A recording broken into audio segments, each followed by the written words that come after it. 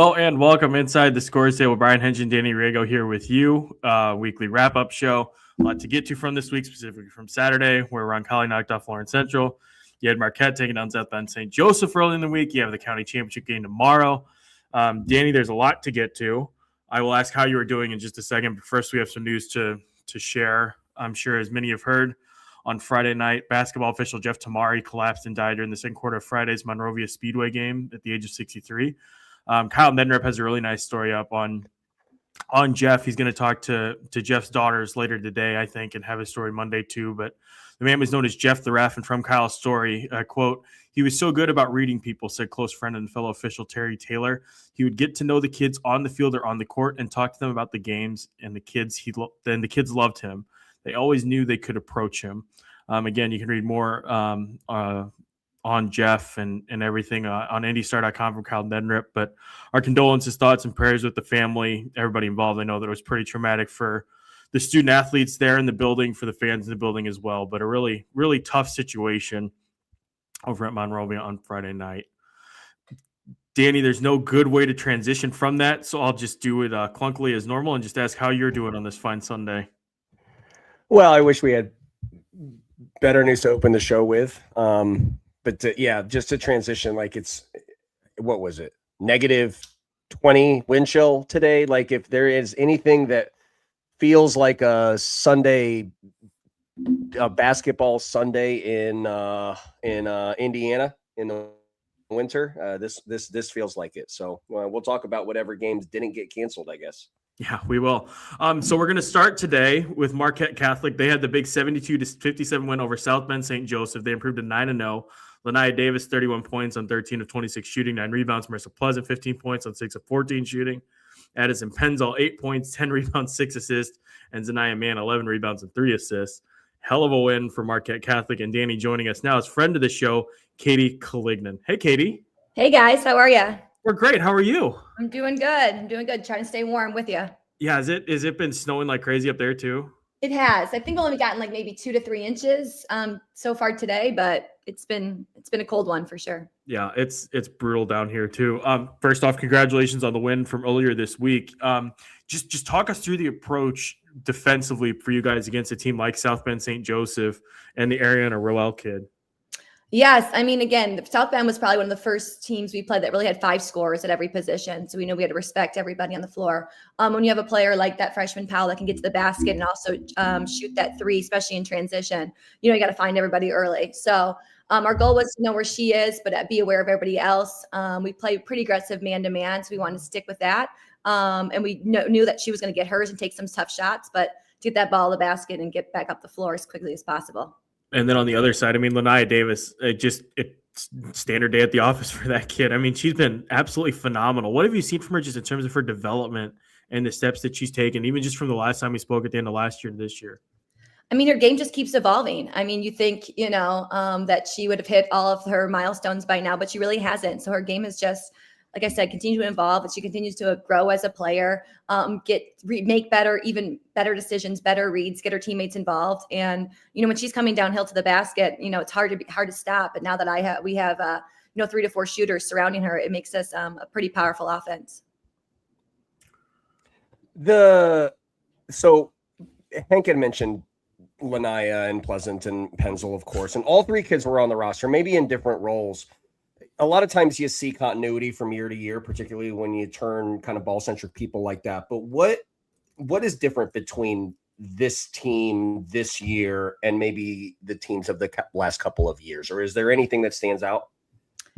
I think we're more skilled offensively than we've ever been before. I think that, not that we weren't last year, but we're just kind of a different makeup.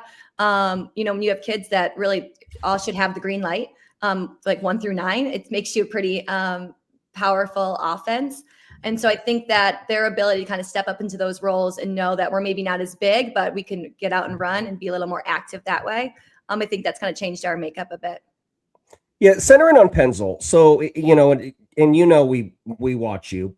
We don't watch every basketball game, but we watch some of them. And one of the things that stood out in the South Bend St. Joe game and watching it was it's a better version of Lanaya Davis. It's maybe a more experienced, better version of Pleasant.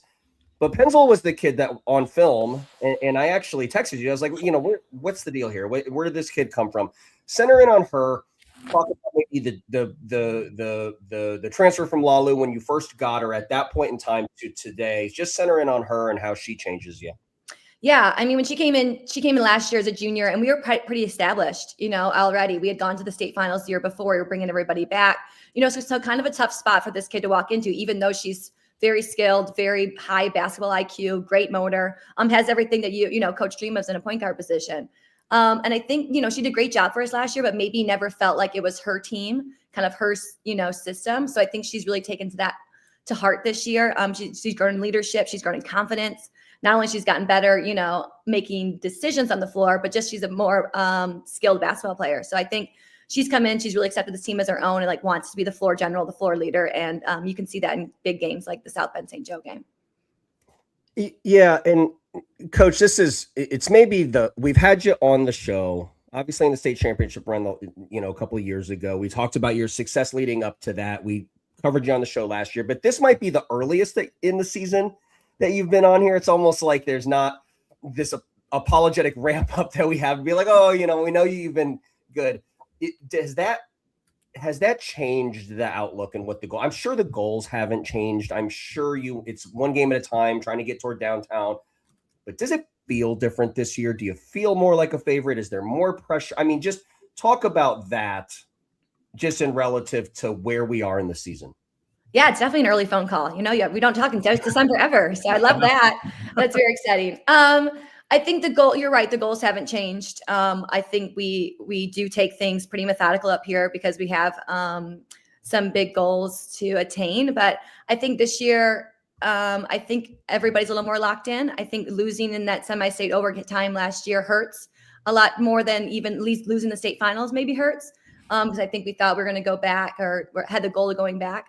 So I feel like the focus level is a little more there. I think when you have two great leaders in Addie and Lanaya as your seniors, there's a little more urgency. This is the last year, so Lanaya's had, those next year. Well, this is it. So I think everyone feels a little bit more pressure wise. I'm coach that tells the kids to eat up pressure. We love it. Pressure is a privilege. So if you're, that's always positive. So I think, overall that it's a positive environment going up there for sure. You guys have the Intera Classic coming up, and I feel like getting invited to an event like that just speaks volumes about where you all are all at as a program. I guess just how did you guys get into that event? And I mean, I'm sure for you as a coach, you're looking forward to playing teams like Northridge, Westfield, and Greensburg. For sure. Well, that one's been kind of on our bulletin board for years now. I've talked to my husband's actually the athletic director, and so that one's been circled if a team ever drops, and we're in a good spot. We're going to try to get in. And I've known Doug for a while now. We've served on some committees together, IBCA, and I think he's seen us play. And we played actually this summer in a tournament up here in Hammond. And after we played there, he's like, okay, we made the right choice by having you guys in this thing. So super privileged to be there. I think, the only 1A school, it's going to be a big stage for my kids, and we're excited for the challenge. And I think, I think it's going to be an awesome tournament.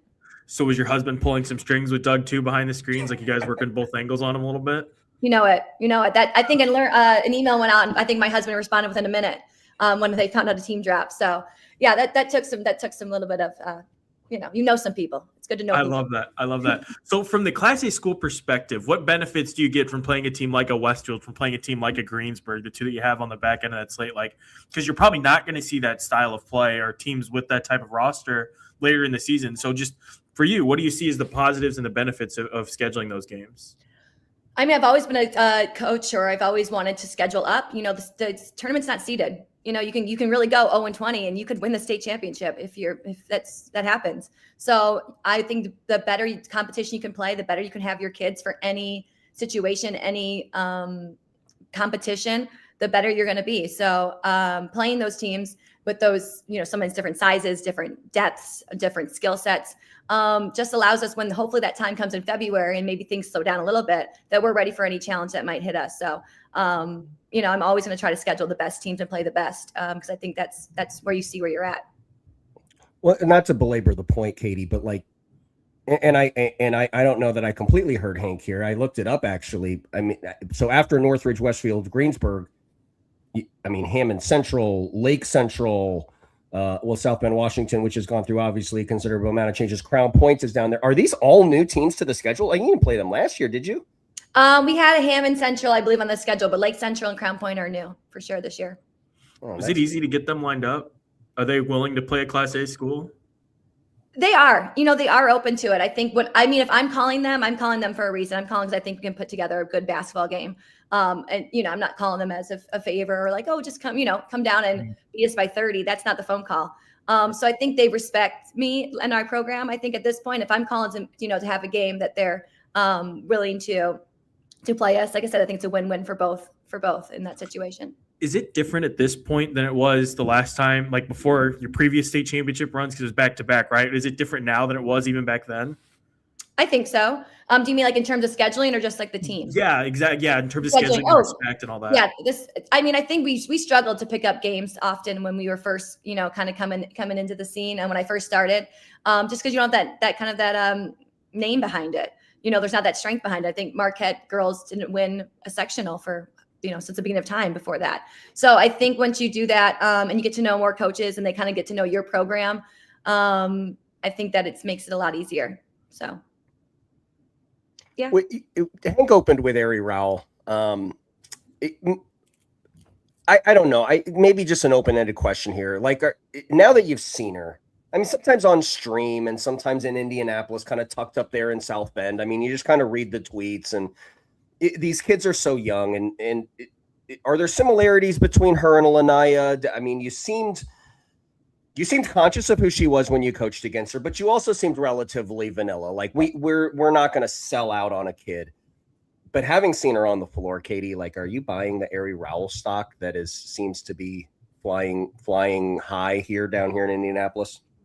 Yeah, she's a real deal. I mean, she's long, she's athletic. She can do a lot of things off the dribble or catch and shoot. Kind of similar to Nye freshman year, wants to go right a lot. We tried to force that, I think teams will learn that as the season goes on. If you make her go left, let's see what she can do. But no, just an upside huge. I mean, she has that length, that athleticism. She has a good motor. She plays almost the entire game. No, I think she's going to be the real deal for sure. And then, and I'll close with Lanaya. What do you need to see out of her? She doesn't.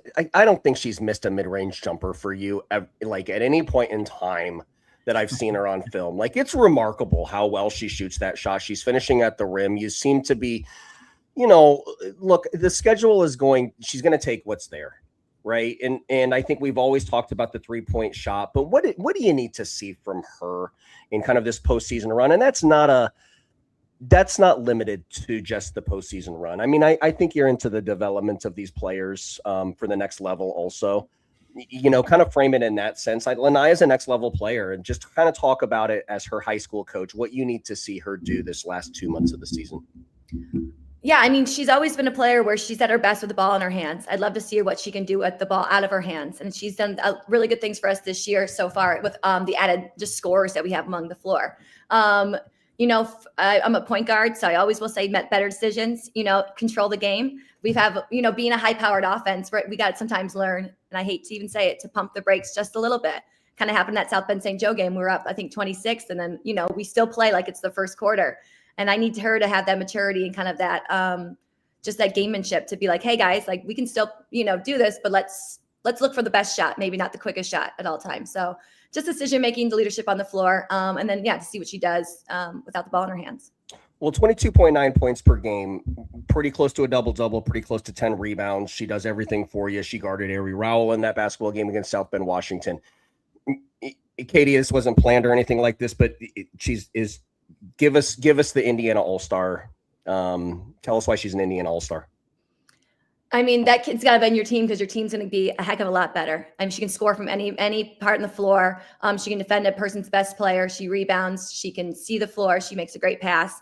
If you want a kid that, you don't have a lot of time to put an offense in, she is the offense. Just give her the ball. And I stand by that. So I think she's one of the best players in the state. I think she's working towards deserving that honor. I think we schedule good enough to show that we're not just some small 1A, up here in the region that's not playing anybody. And she's doing those things against really good competitors day in and day out. So, I'm putting my ballots in, hopefully. Awesome. Well, Katie, thanks so much for jumping on with us. It was great catching up with you, and we'll certainly be talking again here in a couple months. Awesome, guys. Thank you so much. Absolutely. Katie, Take care. Take care. Katie Collignon of Marquette Catholic joining us. I mean, that team, Danny, is something else. Like, it would not, like, Austin Huff and I were texting about this the other day, just how remarkable it is to see a Class A school invited to that Northridge event. Yep. Where, again, they're playing Greensburg, which is in the state championship game last year. They're playing Westfield, which I saw the other night, and that's a damn good defensive team. And they're playing Northridge, another talented team from up there. So it's a tremendous honor for them, and it speaks volumes of where they're at as a program. And like she said, I mean, offensively, the steps that they've taken have been remarkable. And honestly, Crown Point's up, they're trending up, but those could be the only loss or two of the season could be coming up here at that event in December to a 3A 4A school. They will be so difficult to beat come later in the winter. But the one thing that I marvel at, and I don't want to, slurp Katie and the Marquette Catholic program too much here, but when we started watching Pleasant and Lania Davis a couple of years ago, pretty early in the season when we started to uncover, it's like when we started, it was like when we started to be like, hey, like IndyStar was saying, like, hey, people are watching this, like in different parts of the state. And we started kind of getting deeper into like who are the Class A, Class 2A teams were. And then we uncover that Marquette Catholic is one of the better teams in Class A, and we start following them and start watching them. From that standpoint to this point, like Mercer Pleasant and Lania Davis, those two kids particularly have gotten so much better, and they've gotten so much more complete with their games. And I kind of alluded to it with the 3-point shooting, but Penzel was the kid for me. Like, that's what prompted me to text Katie to ask about the Penzel kid. I don't even remember her on last year's roster. So I started looking her up. I mean, here's a kid who's going to go to Holy Cross. Like, this is a next level NAIA player that's receiving money to play at the next level.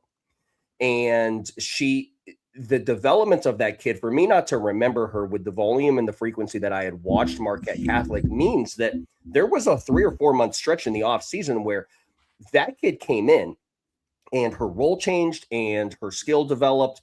And so I don't think that this is like a Lania Davis. I don't think this is mirrored with Lania Davis and her graduation. I think Marquette Catholic is going to be very good for a while. I think they're going to continue to have people that will look at Katie to kind of take her through those years. And I think one of the things that they will look at will be the development of the kids that they have on the roster. But they are a fun watch.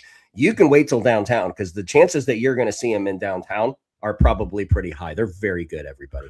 I have it written in a midweek or a mid-season wrap-up that's going to post tomorrow, but I actually need a Borden versus Marquette Catholic state championship game. Like, that would be a fully healthy Borden with all those seniors they have from last year's state team versus everybody that we just talked about on Marquette Catholic would be phenomenal. And Borden, by the way, another Class A powerhouse, the defending state champions, they'll be at a big Class 3A, 4A event too with Rings and Rings, where I think they can face South Knox, Lapel, Heritage Christian. Like, that's a packed field up there too, and I think that's where I'm going to get to right after Christmas, because it's only an hour drive from Indianapolis. But that'll be a phenomenal event, some phenomenal tests there for Borden. But yeah, I mean, that's the way it's trending, right? Like, we almost got it last year, but a really good Lafayette Central Catholic team knocked off Marquette Catholic. This year, I don't see a Lafayette Central Catholic in the field. I mean, we talk about always kind of being a little late to get into the smaller classes because it's difficult to get a read on everybody. So I've tried to make a more conscious effort to at least just monitor scores, look at the second ratings and all that. And I mean, just looking at now, strength of schedule, strength of talent. And obviously, I'm sure I'm naturally biased towards those schools because I'm more familiar with them. But on paper, it's difficult to see anybody from the smaller class challenging them along the way to Cambridge. Weird things happen, but if it all goes chalk, that's what we'll be seeing in a couple months. Well, if that indeed comes to fruition, and I need to be very careful not to preview a state championship in December, but if we do get that, what's really interesting is Katie actually said it in her interview. And if you listen, she was talking about how small they were.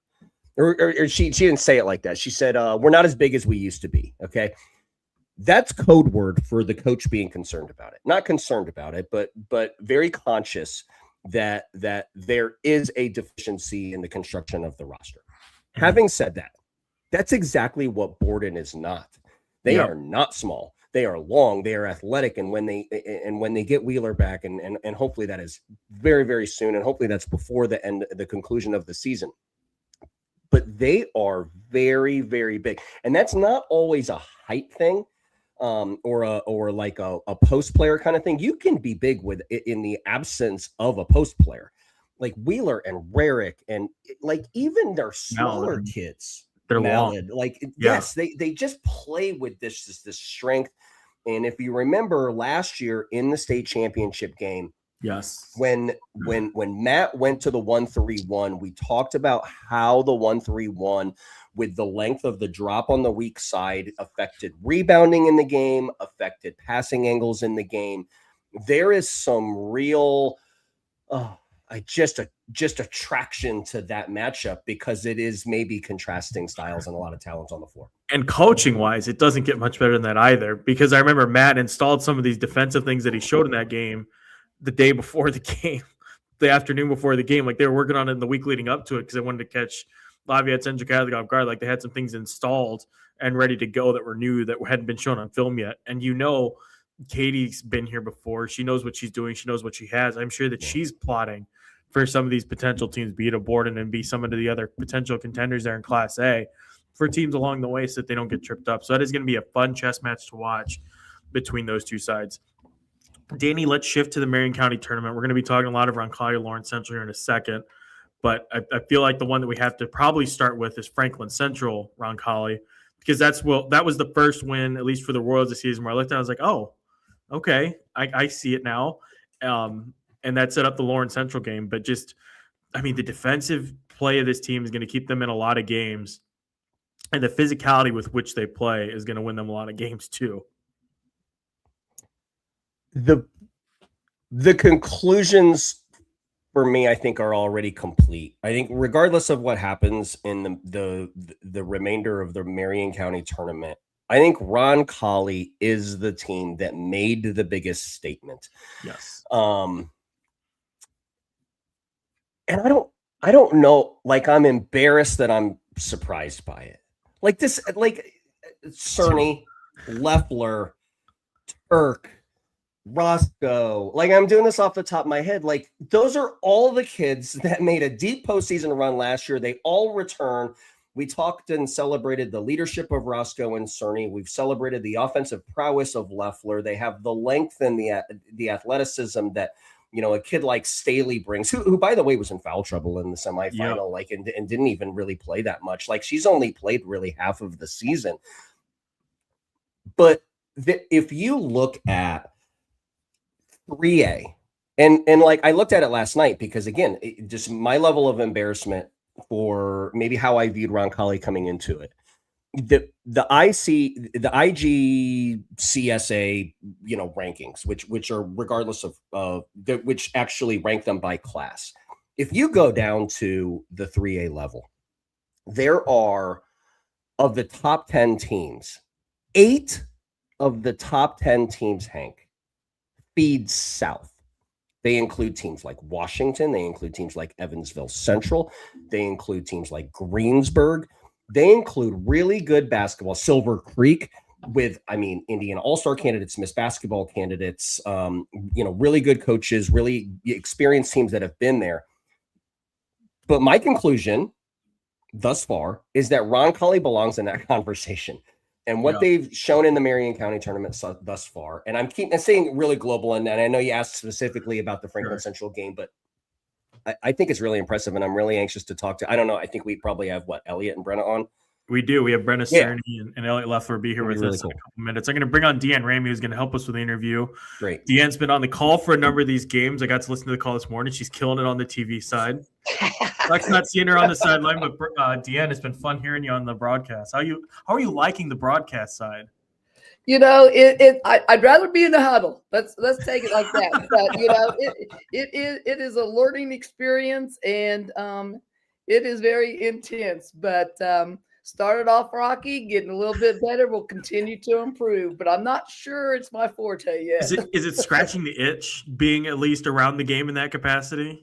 Oh, absolutely. It's good. Very therapeutic, I would say, because a lot of people are coming up to me, seeking me out, saying how much that they've appreciated what I've done for, or the time and commitment I've given to girls basketball. And, it's very appreciative. Good. One game, we have 4 minutes before the girls come on. One other game that I wanted to touch on before we deep dive into the Roncalli Lawrence Central match with them. Brebeuf knocking off North Central. That was like one of the other surprises, I feel like, from earlier in the tournament. DeeAnn, were you on the call that one as well? No, I wasn't. I was able to watch it though. Okay, so I will toss it to you guys and just your thoughts on a full-strength Brebeuf team scoring a really nice win to get themselves back in the semifinal for, I think, the third year in a row, maybe. Yeah, maybe. It was a really interesting game. Again, I thought North Central should have won the ball game. They had, I think, more depth than Roncalli did, but Roncalli just didn't give up. They're taking on the attitude of their coach right now and playing with a lot of heart. And it was a weird game. The game started off slow. Nobody was hitting. I thought once North Central got down actually by 9. And then they came back. And then once they got into overtime, I actually thought that they would come away with the win. But, Brebeuf just wouldn't give up. And they got some extra tough plays as far as loose balls, some extra rebounds. And North Central just didn't fare well. Danny, did you have a chance to screen that one? I didn't. I am familiar with Brebeuf. I will admit, again, I'm like, making fun of myself for how out of touch maybe I was heading into this Marion County tournament. But when I turned on so I can't even remember what it was. I turned on the Pike Brebeuf game.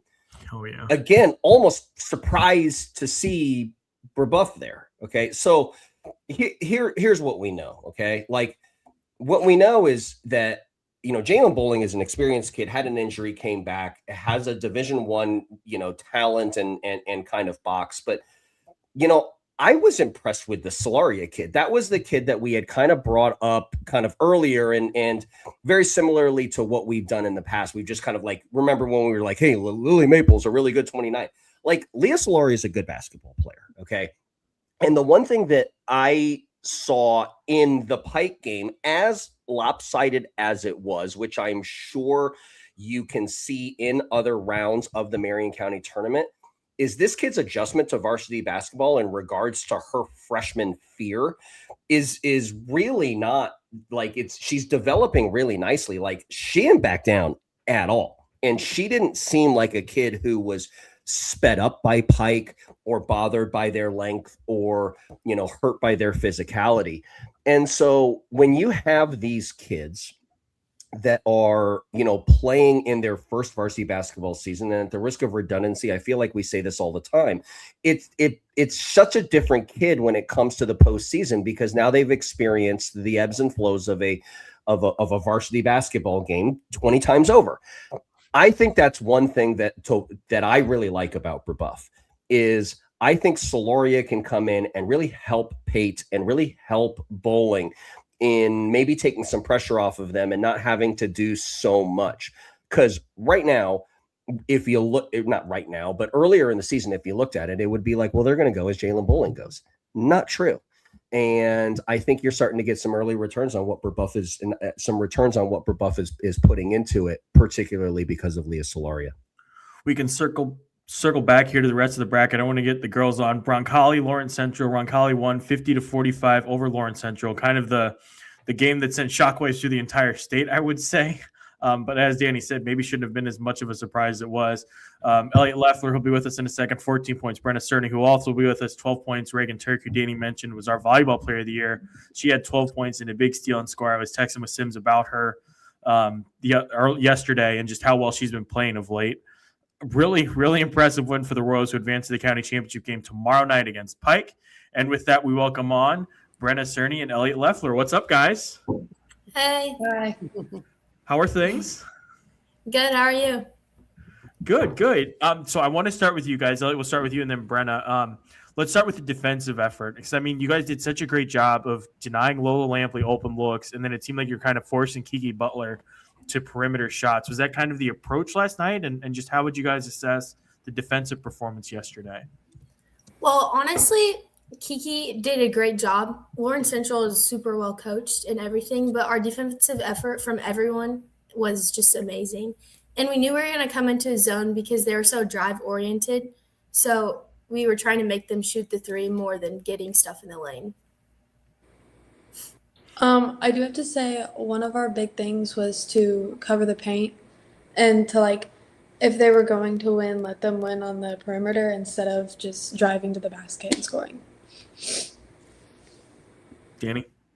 The defensive game plan I thought was executed perfectly. Brennah, I wanted to compliment you. I thought you at the top of the odd front zone. I thought as a spectator, I thought it was very clear that you understood who Kiki Butler was and understood who Lola Lampley was. If you just look at this at the position and how much you shaded based on which different players caught the ball and where, Brennah, you were fantastic. Okay, in that, and so I would like for you to maybe just talk about that. It's the Marion County tournament. Coach Ramey talked about it. You don't have a ton of time to prepare for this. That has to be something that you just got the night before and just decide and just kind of naturally or instinctively did. But it was you affected that basketball game more than any other player on the floor, and you did it so by only scoring 11 points, but doing it on the defensive side. Talk about that just a little bit more. And what did that preparation look like, or what are you thinking? Well, basically, I just watched a lot of film, and Sims was telling us how we needed to double down or at least try and not have Lola just be in the paint all the time. And I knew that Kiki was the one who always shot it. I mean, in the film, she would always be the one to shoot it if they need it. So I knew I couldn't just sack off. I was the one that needed to be up and in people's faces and all. And I had my team in the back helping me to make sure oh, Lola's at the top of the key or Kiki's on the side. My team was always helping me to make sure who's where. And Elliot, I have a specific question for you. Look, you lead Roncalli in scoring. While you guys were waiting backstage, you heard my comments about how embarrassed I was at this. But one of the things that is very easy to like about Roncalli this year is your ability to score the ball. You come out and get 9 points in the first half, which is really, really difficult against Lawrence Central, by the way. But then you have to be really economical with the shots that you selected to take down the road and kind of making them. Just talk about the game from a game flow perspective with you on the offensive side. If you want to frame it hey, I got 9 off, in the beginning, but I don't know that you had high volume, but you took and made big shots. And I think it's the mark of a really good basketball player that understands how to play in a game like that. So Elliot, talk about you on the offensive side. In practice, we always practice our offense and every shot that we can get out of our offense. And to perform it in practice means that you can also perform it in a game. And it just takes the coaches and your teammates to have confidence in you to hit those shots in a game. And I think that that's just what's most important, honestly, to have that backup for you, that support and just the confidence in you to perform in every game. DeeAnn? Yeah, Elliot, I tell you what, I was so impressed at the end of the ball game. So Lawrence Central, they started off with Butler on you, trying to stop you offensively. Yeah. Butler got into foul trouble. She got 4 fouls. So they knew that you, in fact, I think you did one time. She was on you and you just took her straight to the hoop and scored. And, she wasn't going to get her 5th. And I think you understood that. That's why you took her to the hoop. Then they switched to, I think it was Aubrey Ingram on you. And again, that necessarily didn't work. And then they had to put Lampley on you. And I was just so impressed with you understanding the 3 defensive stops that they tried to put on you and then how you adjusted to that. Can you speak to that? Yes. I think I can recognize when someone is really trying to stop an offense and to have different people and you need to read those situations oh, it's time to go. If somebody switches on you, when it's time to go and when it's not, when it's time to pass the ball. And I think that like with the help of my teammates and like everything, I can just realize like when it's time to go and when I need to drive, if someone's in foul trouble, if I need to dish it out, like, and my teammates are constantly talking to me and like telling me which ways I need to pass or like anything, honestly. So it's really back on my teammates to help me understand that. Yeah, it was impressive. And Thank then, you. Brennan, I would like to know, okay, so I would say that Roncalli definitely had the toughest road out of everybody in this tournament draw. You had to play a really tough Decatur Central team that's working hard, improving, and you had to beat them 4A. Then you turned around and you had to beat Franklin Central, ranked 12th in the state. Then you had to turn around and beat the number 1 team in the state. How did those pre-game talks by Coach Sims before the game, as you knock off these top teams, how does that come into play? I do have to always say Coach Sims always tells us to play with a chip on our shoulder. And he tells us that no matter what the rankings are, be the aggressors out on the floor. And so we don't care where like the rankings are. We just know that we need to follow what our scout says and follow what Sims tells us to do. And he always says, just go have fun, just play your hearts out. And I mean, I feel like that's what we've been doing. So couldn't be more proud of my team. Absolutely. And then what do you think that last year you guys had an unbelievable tournament run, lost in the semi-state last game, one more game to the state championship and lost to Greensburg.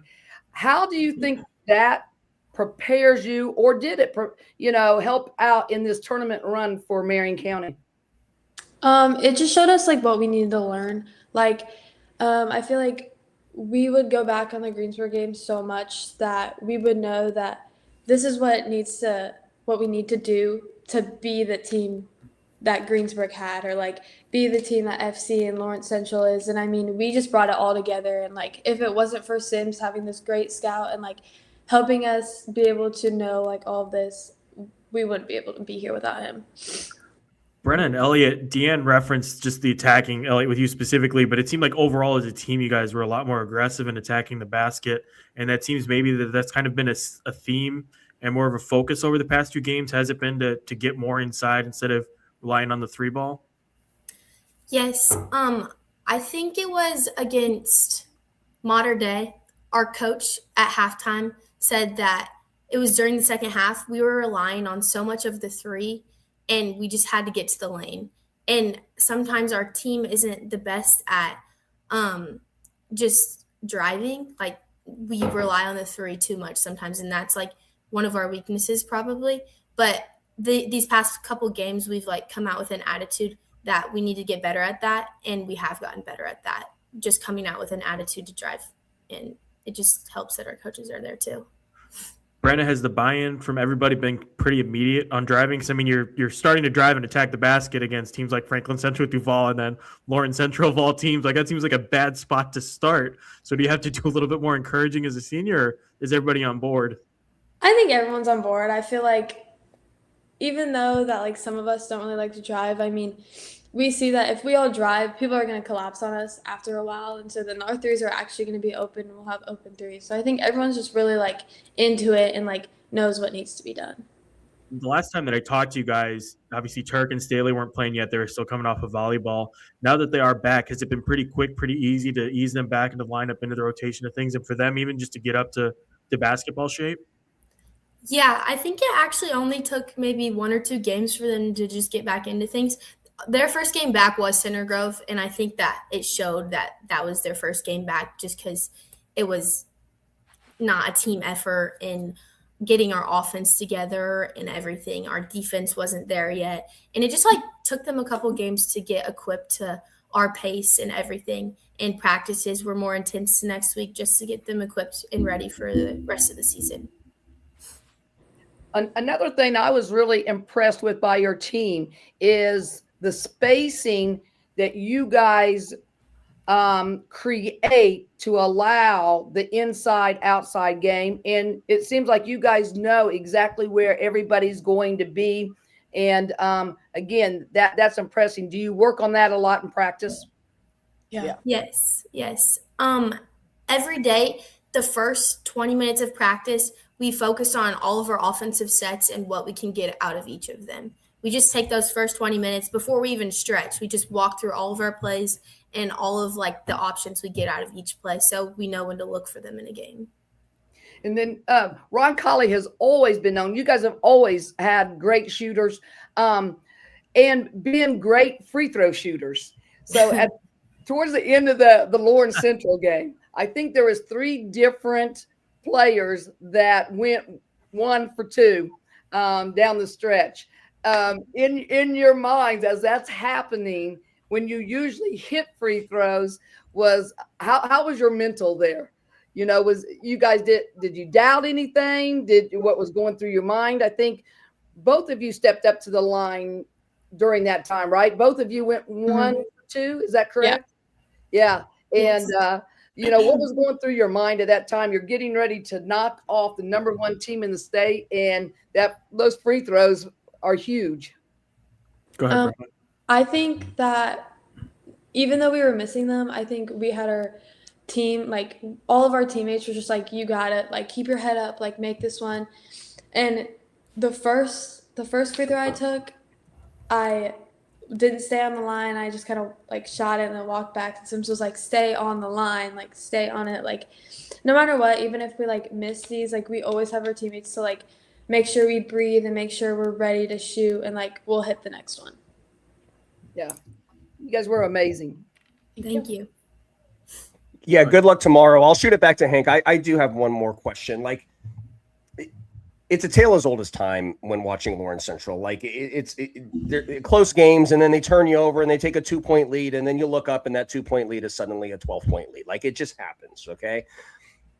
But your experience as a team, not to turn the basketball over, I think there were some ATO situations where you answered ATO with like 6-0 runs, like in kind of that mid-40s range, like 48, 42 range, I think. You guys seem like a basketball team that is experienced and poised for a postseason run. And you heard me say, kind of leading into it, Washington, who I screened, by the way, is fantastic. Silver Creek, Greensburg, Charlestown, Jennings County has gotten a lot of sound on here. Brennah, I'll start with you. Do you guys feel disrespected maybe coming into the season? Somewhat. I mean, we just know that like sometimes we don't get the best looks, and like Sims just, I mean, always tells us, have a chip on your shoulder, no matter what it is. Like if you don't get like what you want, just know that like show it, just show it and prove it to them that like you guys belong here and like you're no different than anyone else. Elliot, tell me about the chip on your shoulder. I like being underestimated. I don't like giving the grace and all the grace in the beginning of the season, just because like it gives me an extra chip on my shoulder to go out and perform. Like I have something to prove every single day. And I think that that's what's most important. I'd rather be ranked lowest and go upset whoever. It just means so much to start out lower and then prove your way up, because handouts are not for me or Roncalli in general. Last one, and then we'll let you guys get out of here. Brennah, for you as the senior, obviously you have a chance to score an even bigger win tomorrow and then later in the season. But as it stands now, where does that one yesterday over the top-ranked team in the state rank for you in your career? Oh, it felt so good. I mean, I've always wanted something like this before, and like my freshman and sophomore year was a little like we lost first round of sectionals, so like that's not what I really wanted, but like this is definitely like one of the biggest things that happened in my career, and I just like I feel so blessed to be on this team with my friends. It's fantastic. That's amazing. Brennah and Elliot, thank you guys so much for hopping on with us. I'll see you guys tomorrow night, and Thank you. best of luck against Pike. Thank you. Thank you for having us. Good luck. Good luck. Brennah, Cerny, Elliot, Leffler. I almost called Elliot by her sister's name, which would have been very bad. I cover Elliot's sister, I think, in softball season. So I'm still a few months away from having to talk about the other Leffler. But yeah, I love their mentality, that underdog mentality. And you could hear the anger almost in Elliot's voice as she discussed being the underdog. And Brennah too, like you can tell she buys it. And Brennah embodies that. Yes. So, I mean, she's a smaller guard, but she's so ferocious defensively.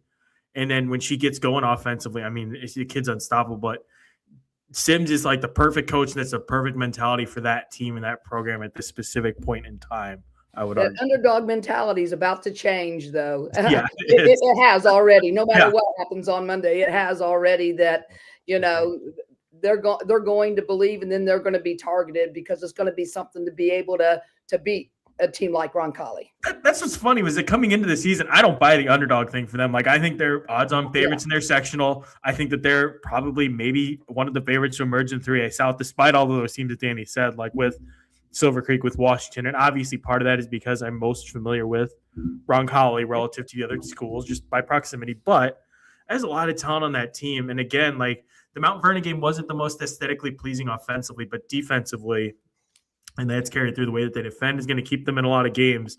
And then, DeeAnn, you mentioned it, and then I was talking to Sims about it too, just the way that they're playing now offensively and attacking the basket, getting inside, and then the IQ side of things too, where Elliot knows who to attack and win. And you guys brought that up on the broadcast. I mean, it just speaks volumes about where this group's at and the potential, that really, really high ceiling. Yeah, I think it's important. Go ahead, Danny. I think it's important that we take the time to tip our cap to Coach Sims. I thought his defensive game plan and game plan in general, I think were on point, and you could see what he was trying to do. His kids executed really well. But that's all just pregame and kind of early game stuff. Like everybody has a plan till you get hit in the face. And that's the old cliche. And Lawrence Central, with that talent, is going to hit you in at multiple different times in the game. And I thought Coach Sims through that game, and through the broadcast, DeeAnn, I congratulate you and your team, and just kind of having like some of the sideline reporting, like talking about toughness in the huddle when they're talking about, Coach Sims was talking about toughness with his team. That's also leaning into what your team does really well. If you play back every Brennah Cerny clip that I've had in the last 3 years, very early in the conversation, I talk about that kid's toughness, and I thought that Sims leaned into Cerny's toughness. I thought Cerny's toughness, matriculated through their entire roster. And I thought they answered and counterpunched with the number one team in the state. And I compliment Coach Sims because, again, that is something that he now is probably very confident with what he can do against really good teams. He knows that he can put in a singular game plan for a singular game and execute it. I think there were not steps taken toward Roncalli's repeat run late, but I think leaps and bounds. Like, I was really impressed with Coach. Not only did they absorb the punches, they did it with kids in foul trouble. Staley got 3 in the first half. That's one of your bigs. And then Caroline Schottel picks up her 4th early in the third quarter as Lawrence Central takes the lead at 26-24. And it all felt like, even watching it back and knowing the outcome, it felt very familiar to last year's county championship game where Franklin Central was up big and you're just waiting for that one, waiting for that run. And then when it came, Lawrence Central had enough to get over the top. This year, different story. And I think a lot of that is a testament to Roncalli's physicality and the way that they played that game. And I'm fascinated to see what they do against Pike. Yeah. And, the other thing is I watch body language a lot. I watch the bench a lot. And, like you mentioned, the 2 bigs got into foul trouble. A couple missed free throws here and now that usually go in. A turnover here now that could have, swayed the ball game as Lawrence Central was gaining momentum. You never once saw any type of negativity or it was a united group that communicated.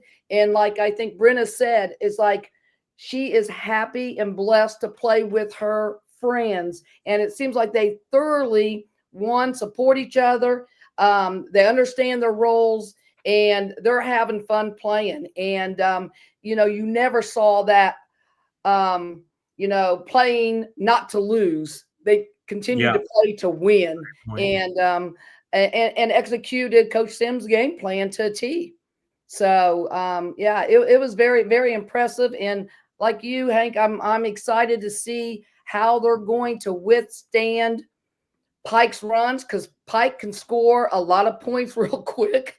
And see what they do defensively, because Pike's in my opinion, Pike's a different breed than LC a little bit because of their depth. Yeah, that depth at Pike as we transition over to the Red Devils, they're up 50-9, I think it was, at halftime on Brebeuf. I mean, they can score in a hurry. We've talked a lot about Sanaya Smith, who's been having a phenomenal season. Their freshmen are coming along nicely. Alana Devine's having a great season. Kamari Booker, Marley Jeffers. I mean, the list goes on and on and on, and it's just a never-ending bench that Keith Hollins has at his disposal, and that's just such a major asset to have. Danny, your thoughts on Pike?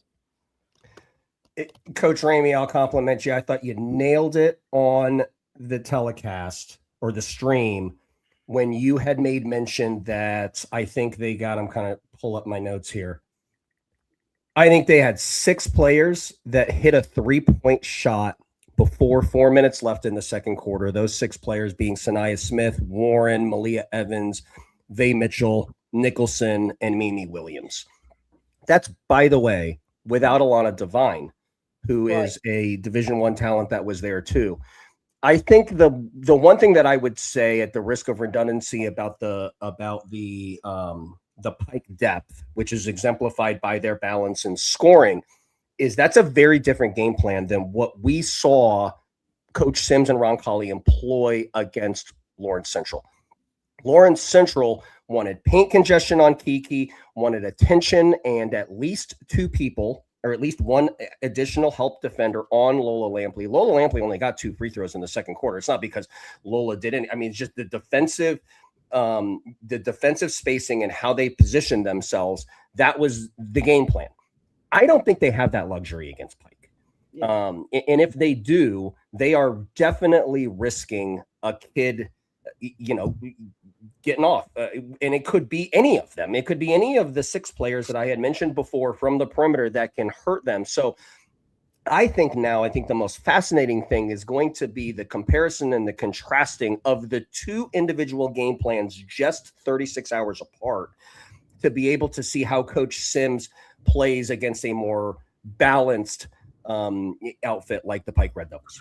DeeAnn, do you try to slow the game down if you're Roncalli? Because I feel like if you try to get it in, or if you let Pike turn it into a track meet, which is what I would assume they'd want to do, correct me if I'm wrong, it lessens your probability of winning. How would you approach that from the Roncalli side? I think Coach Sims, against LC, I think what you saw him do is that when Roncalli wanted to push it up when they got the rebound, so that they couldn't allow LC to set up their 3/4 full court press. Mm-hmm. So I think they will try to do that on a missed shot, because they do a good job of blocking out. So if they can get that rebound and push it across, then set it up and get Pike into a half-court game, I think that's in their best interest, because Pike will tend to take a lot of risks defensively, and Roncalli is there with their basketball IQ could exploit that a little bit. But yeah, Pike's quickness and talent is,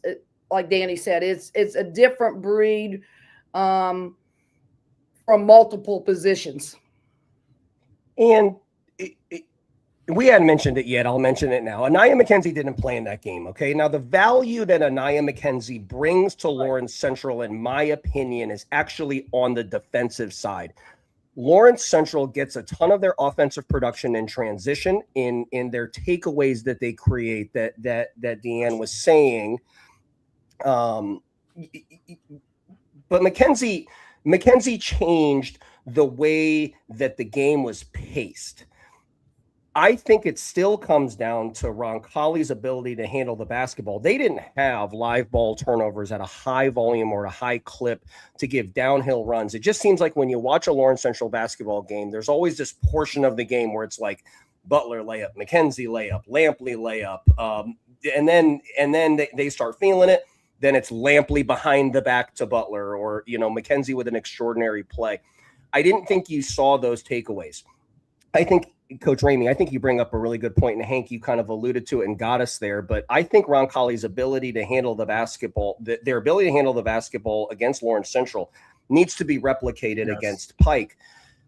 And I think that is going to be the number one thing. Like, if they take care of the basketball, it's going to be a close game. if they're pitching it around all over the place and putting Pike in live ball change of possession and letting them get out in the open floor, I think it's going to be, without a prediction, I think the game flow would be very different, and we'll see how Roncalli would react to a faster game pace. You both touched on big things that I wanted to mention during the interview, but neglected to. Roncalli, the way that they handled that pressure, even when LC was able to set up after made basket, they did so well to not turn it over. So often with these LC teams, one of their trademarks is, and DeeAnn, you've seen it firsthand, is just that quick turnover basket and in a flash, you're down. Mm-hmm. You've given up 4 points in a swing, 6 points in a swing, because they just get you. And once they get you, it just snowballs so fast. And Roncalli managed to avoid that, which was super impressive. And then the physicality inside and the offensive rebounds. It was a offensive rebound at the end of the third quarter on a buzzer beater. Roncalli missed, got their own rebound. They had like 3 or 4 bodies around the basket compared to like 1 or 2 to LC. They pushed them out of the way, got the rebound, put it back. And that kind of is what tilted the game after a back and forth third quarter. And another one of those inflection points where the thing turned. Any other thoughts, takeaways, observations here on the Marion County tournament before I throw out for one last question to bring us home? It's going to be an exciting game. I'm looking forward to it. I'm commentating again, so I get my next 2 games are them, and then I get LC in Pike on the 19th, which is going to be a heck of a game too. Hopefully McKenzie will be back. Yeah, I'm just looking forward to see what Coach Sims puts together and how, what Pike does. So they come ready to play. Before Hank, and because I think this is a super fascinating game. Okay. Coach Ramey, can I put you on the spot? What would you do defensively against Pike? I think anybody that has any coaching experience or any spectator with any spectating experience also would look at the game plan that Coach Sims employed in the semifinal against Lawrence Central and be like, okay, I get it. But we have decades and decades and decades of coaching experience, but I don't know that either of us can sit here confidently and be like, that's what you do against Pike. Right. So Coach Ramey, let me just completely put you on the spot. I lengthened that question because I wanted to give you time to form your answer. What are you doing against that wagon? I need longer than a moment. But I think that again, after, I'm sure Coach Sims has watched film after film after film, but obviously you have to defend their 3. And if you saw that they did a very good job against Brebeuf at passing the ball and distributing the ball. So when they make those long passes to anticipate from side to side passes, maybe anticipate that that still a little bit more. And once a kid starts hitting the 3, then I think you've got to defend them, and then just hope that they keep missing, because there are times when I've seen that they're so confident in shooting the 3 that they will shoot themselves or have the capability of shooting themselves out of the ball game. And we know that with 3, and again, Pike is so quick, but with 3, shooting the 3, you would get long rebounds. And long rebounds, if you're ready, can lead to easy baskets on the other end. But, it seems like, with Pike and 7 of them shooting 3-pointers or hitting 3-pointers. And let me say this on when you watch Pike shoot, they're not just throwing them up in prayer shots. They are good shooters. They are really good shooters. And, and with Roncalli's, I think they'll extend their zone, and I think they'll, try to see what's going to happen and see if their 2 bigs can handle the Booker and Hander Jeffers inside. It's a tough task. Going to be a fun game to watch. DeeAnn, thanks so much for hopping on with us. I appreciate it. I'm looking forward. I'll get to see you out there tomorrow night with the schedule change. I'll be out there with you. That's right. Yeah. Hey, can I mention just 2 freshman girls that I saw play this week? That I called the Westfield Zionsville game, and Westfield Gabby Bassett Yes. and Lillian Clark. Did you guys talk about them earlier? No, but I Yeah, agree with you. go. I saw them too this Yeah. week. Yeah, go ahead. Oh my gosh. I mean, that was, first of all, it was a great game. Zionsville's a young team too. They pretty much led the entire way, and then Westfield took over at the end. But Lillian Clark hit 4 threes, and she has no fear at all in shooting that three or playing, at this level. And this was the first time I'd seen them. And Gabby Bassett, there was a time where, she took over in the fourth quarter, but there was a time when she drove down the lane in traffic, took the ball behind her back, brought the defender on her, kicked it out to an assist. And these are 2 girls that they look like freshmen.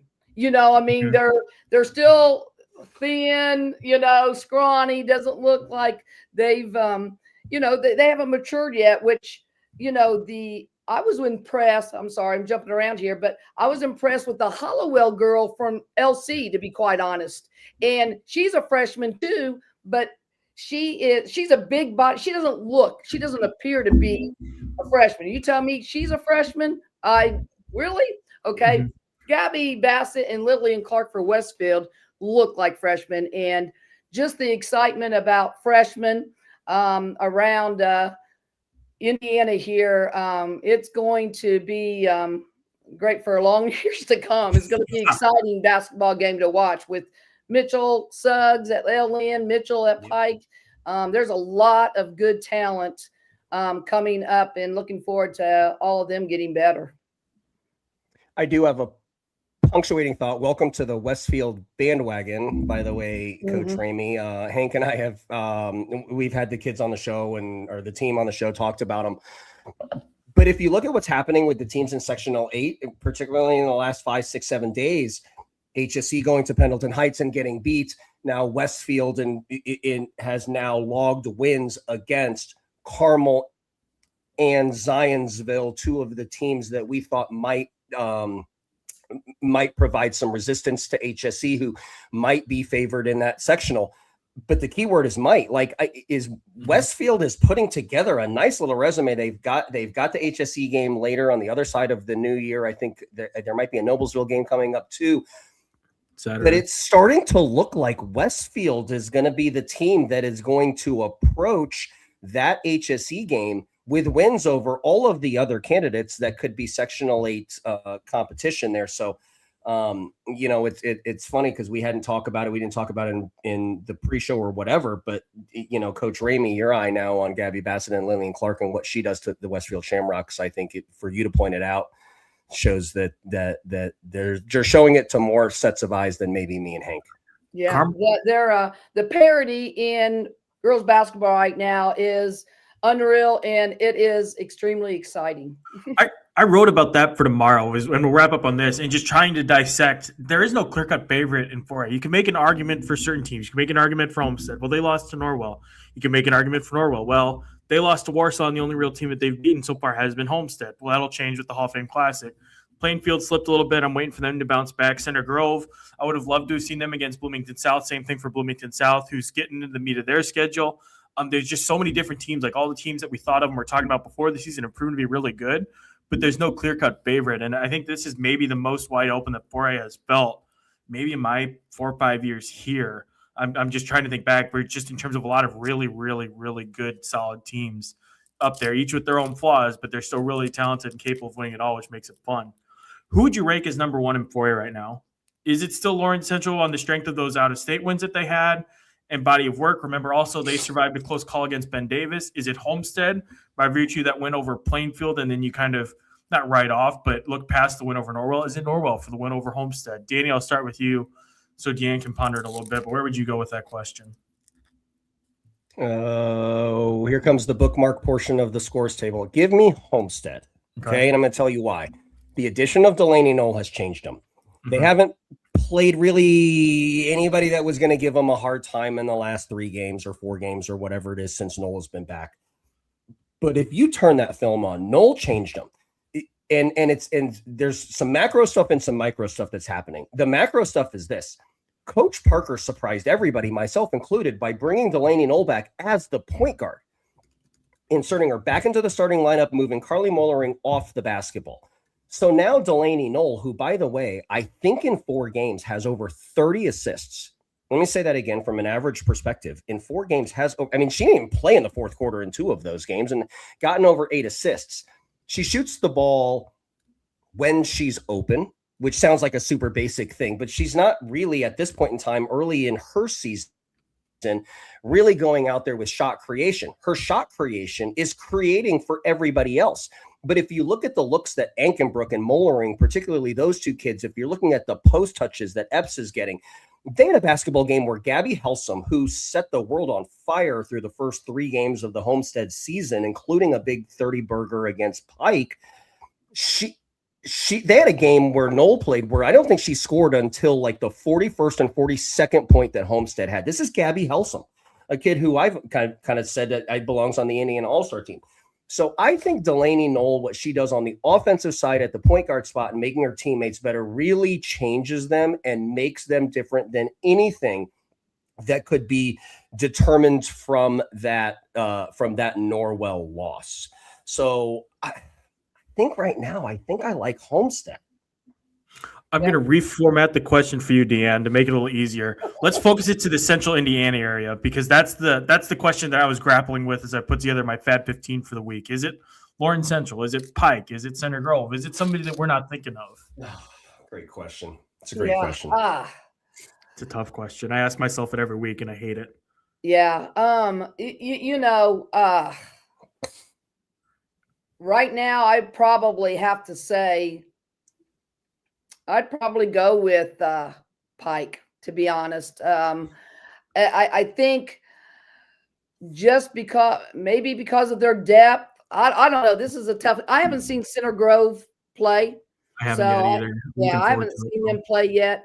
I haven't seen Pendleton Heights play. I just think that right now, Lawrence Central, again, probably has, the number 1 player in the state, obviously, in Lampley. And, it hurt them not having McKenzie, but still they have 3 really, really good players. And they have, the rest of their players that come in my opinion, are role players. And, but those 3 players are really good.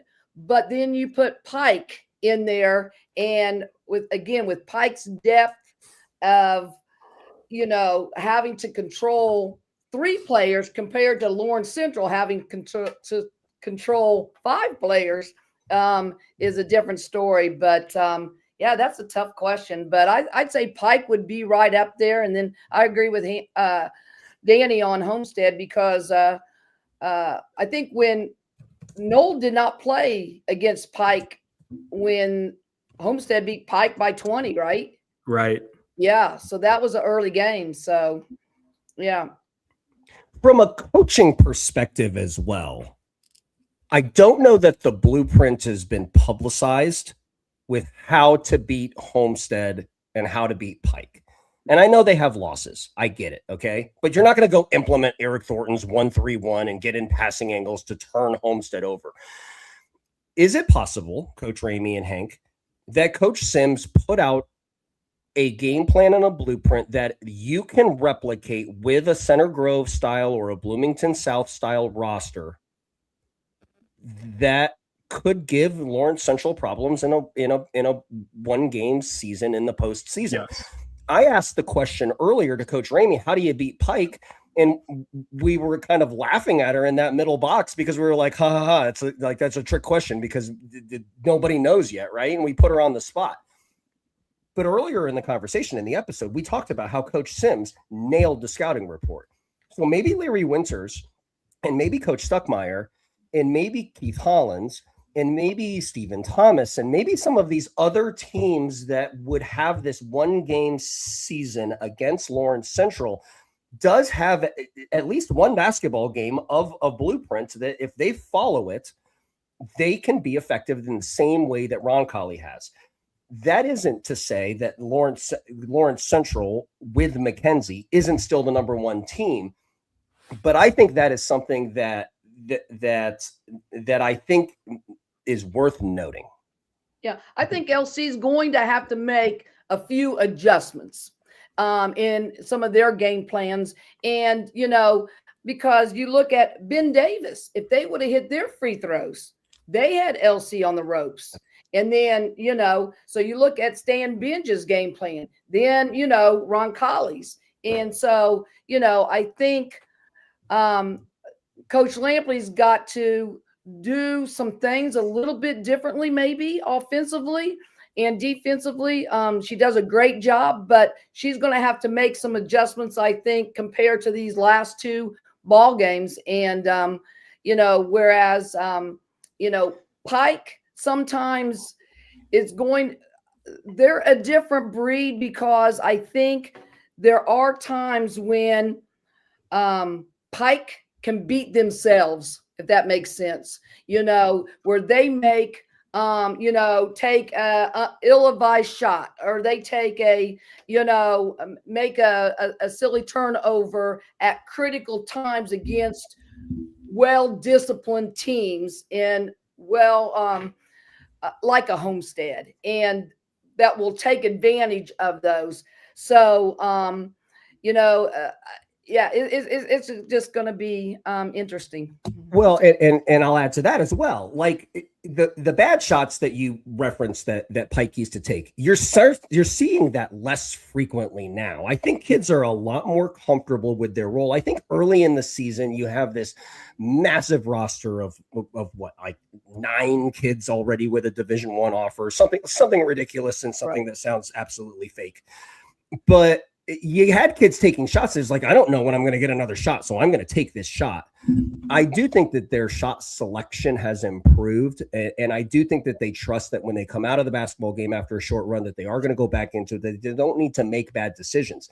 But that depth is exemplified by who didn't play in the semifinal with Alana Devine. We saw what Anaya McKenzie did. You talked about it on the telecast, Coach Ramey. Anaya McKenzie goes to the shelf in the boot. Hopefully she comes back strong, because she's a huge part of that team. And it completely changes the cosmetic look of Lawrence Central, the number one team in the state. Pike loses Alana Devine, and they look like the exact same basketball team. Yeah. And so I do think that Keith's mission in every basketball game has to then be, I got to get this into the 7th, 8th, 9th, even 10th player. Like, they have a kid, like we talked about Savea Mitchell and talk about, and Nicholson and all these kids that quote unquote come off the bench. Malia Evans is another one, high trajectory freshman with a high major offer. But like, they have a kid named Elise Nichols, E. Nichols. Like, E. Nichols is playing a huge role for them in a rotation in the front court with Marley Jeffers and Kamari Booker, and making impactful plays when she's in the basketball game. Like, they had depth, but Keith is developing and creating the effectiveness of that depth through this, because I feel like he thinks, as they get deeper into the postseason, if I can get this game with, 70, 75 possessions in it, run kids in and out, be fresh, Keith is probably thinking, there's no way I'm going to get beat. And so I marvel at the kids like Elise Nichols who are coming in. They're just making huge plays for Pike.